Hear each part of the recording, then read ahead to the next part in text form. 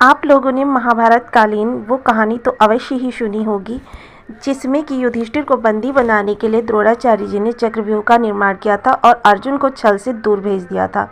लेकिन अब उन चारों भाइयों को चक्रव्यूह तोड़ना नहीं आता था, लेकिन अभिमन्यु अर्जुन का पुत्र जो चक्रव्यूह में घुसना तो जानता था, लेकिन उससे बाहर निकलना नहीं जानता था। अब यहाँ पर आप लोगों के साथ हम इसी बारे में चर्चा करेंगे कि आप लोग राहु केतु के चक्रव्यूह में किस तरीके से फंस चुके हैं। तो फ्रेंड्स, आज हम बहुत इंटरेस्टिंग टॉपिक पर बात करने वाले हैं। वीडियो पूरा देखिएगा, आपके लिए बहुत ज़रूरी है, क्योंकि इसमें हम कुछ ऐसी बातों की चर्चा करेंगे जिनके बारे में अभी तक आपको ज्ञात नहीं होगा।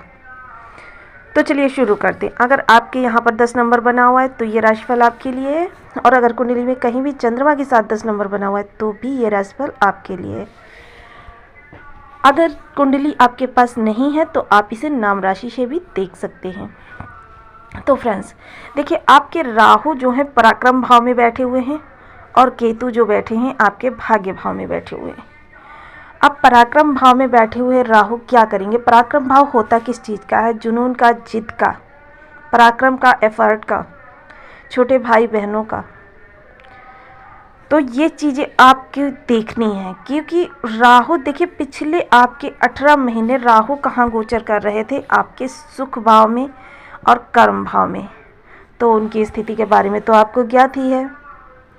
देखिए, बेशक से राहु यहाँ पर कारक होते हैं, ये चीज़ 100% सत्य है कि राहु यहाँ पर कारक होते हैं और आपको अच्छा रिजल्ट करेंगे। लेकिन ये मत भूलिएगा कि राहु एक पाप ग्रह भी हैं। राहु यहाँ के लिए अच्छा रिजल्ट करेंगे, लेकिन राहु के पास 3 दृष्टियाँ और हैं। उन दृष्टियों के बारे में आज हम बात करेंगे। इन दृष्टियों को मत भूलिएगा। राहु देखिए, राहु एक मुख है और राहु की भूख इतनी ज़्यादा बढ़ती है कि वो उस 3 दृष्टियों से, उसकी पंचम दृष्टि, उसकी सप्तम दृष्टि और उसकी नवम दृष्टि, तो ये देख अपने मैंने क्यों कहा कि ये राहु का चक्रव्यूह है।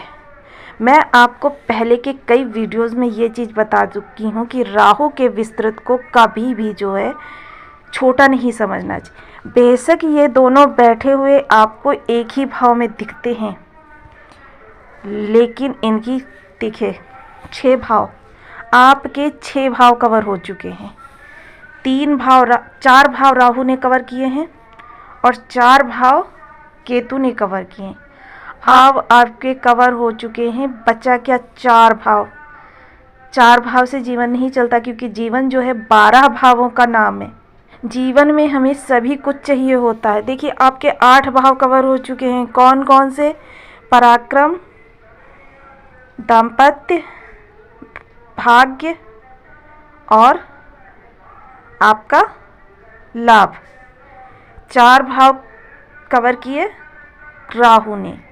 अब क्योंकि यह सप्तम दृष्टि सीधी सीधी एक दूसरे पे जा रही है तो इनको हम छोड़ देते हैं। 6 भाव कवर हो चुके। बचा आपके पास धन भाव, व्यय भाव, सुख भाव, कर्म भाव, षष्ठ भाव, अष्टम भाव। इसमें 3 तो त्रिक भाव हैं आपके। तो चलिए, अब हम ज़्यादा समय न व्यस्त करते हुए आपका आज हम देख लेते हैं राहु का चक्रव्यूह। तो देखिए, राहु की जो भूख बढ़ती है तो राहु 3 दृष्टियों से खाता है। आपको आपके दाम्पत्य पर और आपके व्यापार पर इतनी ज़्यादा राहु भूख बढ़ा देगा कि आपको एक जुनून सवार होगा, जुनून। लेकिन क्या करेगा? अगर आपके एफर्ट में कमी रहेगी, आपको छोटे भाई बहनों की यहाँ पर मदद लेनी पड़ेगी। छोटे भाई बहनों ना होने की स्थिति में समतुल्य लोगों की आप मदद ले सकते हैं, तभी ये चक्रव्यूह आप तोड़ पाएंगे। क्योंकि पराक्रम भाव में बैठे हुए राहु आपको कॉन्फिडेंस की कमी देंगे। अगर आप एक बार भी असफल हो गए, और असफलता तो मान लीजिए थोड़ी बहुत तो लगी ही रहती है जीवन में, हर कोई 100% परफेक्ट नहीं हो सकता। आपके अंदर कॉन्फिडेंस इतना कम हो जाएगा कि आप हतोत्साहित हो जाएंगे, क्योंकि पिछला 18 महीने जो आपने देखा है वो बहुत ही बुरा दौर देखा है। तो यहाँ पर इस समय आपको छोटे भाई बहनों से संबंध थोड़े से अच्छे रखने, और अगर छोटे भाई बहन आपके नहीं हैं तो आपको क्या करना है, छोटे भाई बहन जैसे रिश्ते और भी होंगे आपके, उन लोगों से आपको संबंध बहुत अच्छे बनाने होंगे। इस समय पर आपको पिता के साथ संबंध बहुत अच्छे बनाने होंगे, क्योंकि देखिए वैसे तो केतु जो हैं हमारे परम सर्वाधिक शुभ हैं होते हैं, लेकिन क्या है कि यहाँ पर जो है राहु की सीधी दृष्टि पड़ती है और राहु के शरीर का ही हिस्सा है केतु। केतु कार्य करते हैं तो यहाँ पर आपको जितना ज़्यादा आप आध्यात्मिक होकर कार्य करेंगे, धर्म के प्रति आस्था रखेंगे, उतना आपको भाग्य का साथ मिलेगा। एक तो केतु आपके भाग्य भाव में बैठे हुए हैं, दूसरे केतु स्वयं सर्वाधिक शुभ ग्रह है। सिर्फ राहु की दृष्टि पड़ने से ये थोड़ा सा पाप ग्रह बन जाते हैं, अन्यथा ये बहुत ही शुभ ग्रह हैं। आपको यहाँ पर इस चीज़ का विशेष ध्यान रखना है, आपको जरा भी नास्तिक नहीं होना है, आपको पूजा पाठ से रुचि नहीं हटानी है, किसी भी धर्म स्थान में जाने से आपको परहेज नहीं करना है। धर्म स्थान पे जाइए, सिर जरूर झुकाइए, यह आपके लिए रामबाण का कार्य करेगा। लाभ भाव के लिए करेगा तो राहु बहुत अच्छा, लेकिन शुरुआत में आपको क्या करेगा, राहु भ्रम है, माया है, जाल है, राहु भय है, आपके अंदर व्याप्त रहेगा और इसी भय की स्थिति में, भ्रम की स्थिति में आप बनते काम स्वयं बिगाड़ेंगे। देखिए राहु को कुछ नहीं हुआ, आप राहु को दोष भी नहीं देंगे, क्योंकि आपने वो स्वयं कार्य किया है। भ्रम माया जाल, राहु का ये भ्रम माया जाल इतना विस्तृत होता है कि राहु कहीं पर, राहु का कार्य है सिर्फ आपकी माइंड को कंट्रोल करना, आपके अंदर व्याप्त हो जाना। भय जो होता है व्याप्त होता है, तो इस भय को जिस दिन आपने निकाल दिया, आप राहु पर विजय प्राप्त कर लेंगे।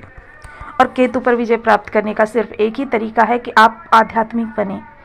आपको ये नहीं है कि हर समय आपको धूप दीप नैवेद्य लेकर मंदिर में ही बैठे रहना है, आपको परम धार्मिक बनना है अंदर से।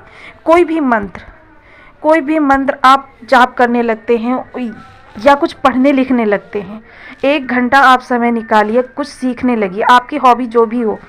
आपको यदि केतु से अच्छा रिजल्ट लेना है, आपको भाग्य का साथ लेना है, आध्यात्मिक बनिए।